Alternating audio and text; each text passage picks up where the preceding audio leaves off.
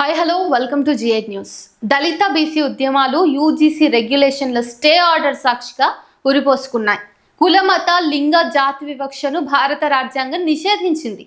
వీటన్నింటిలో కుల వివక్ష ఇంకా వెల్లునుకునే ఉంది. ఇప్పటికీ ఐఐటి, సెంట్రల్ యూనివర్సిటీ లాంటి జాతీయ విశ్వవిద్యాలయాల్లో కులం పేరున వివక్ష కొనసాగుతూనే ఉంది. దళిత, ఆదివాసీ, బీసీ విద్యార్థులకు మార్కులు వేయకపోవటం, వారికి సూపర్వైజర్లను కేటాయించకపోవటం, విపరీతమైన పని ఒత్తిడికి వారిని గురి చేయటం, మీకెందుకు రా చదువులు, బట్టలు తుక్కోక, చెప్పులు గుట్టుకోక అంటూ సూటిపోటి మాటలతో నిత్యం గాయాలు చేస్తూనే ఉన్నారు. ఇంకా 1970లో ఏర్పడిన ఒక్క హైదరాబాద్ విశ్వవిద్యాలయంలోనే 15 మంది విద్యార్థులు కుల వివక్ష మూలంగా బలవన్మరణం చెందారు. ఐఐటీల్లో ఈ లెక్క ఇంకా ఎక్కువగానే ఉంటుంది.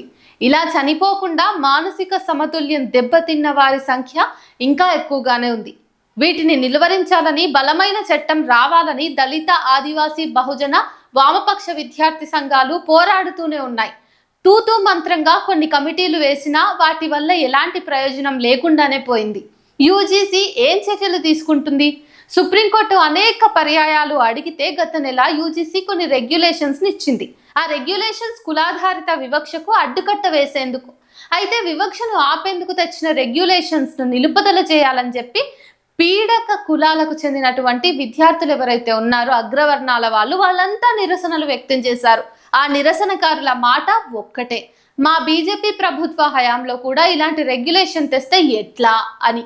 ప్రధాని నరేంద్ర మోడీ, హోంమంత్రి అమిత్ షా దిష్టి బొమ్మలు దహనం చేసేశారు. వాళ్ళ ఫ్లెక్సీలకు నల్ల రంగు పూశారు. ఎందుకని ఈ నిరసనకారులు బీజేపీ భాషలో చెప్పుకుంటే ఆందోళన జీవులు, మా ప్రభుత్వం కూడా ఇలాంటి రెగ్యులేషన్ తెస్తే ఎట్లా అని అనుకుంటున్నారు? ఒక్కసారి చరిత్రలోకి తరచి చూస్తే పీడిత కులాల పట్ల బీజేపీ నిలబడిన దాఖలాలే లేవు. బీసీలకు రిజర్వేషన్ ఇవ్వాలని మండల్ కమిషన్ చేసిన సిఫారసును వ్యతిరేకిస్తూ దేశవ్యాప్తంగా జరిగిన ఆందోళనలకు బీజేపీ నాయకత్వం వహించింది.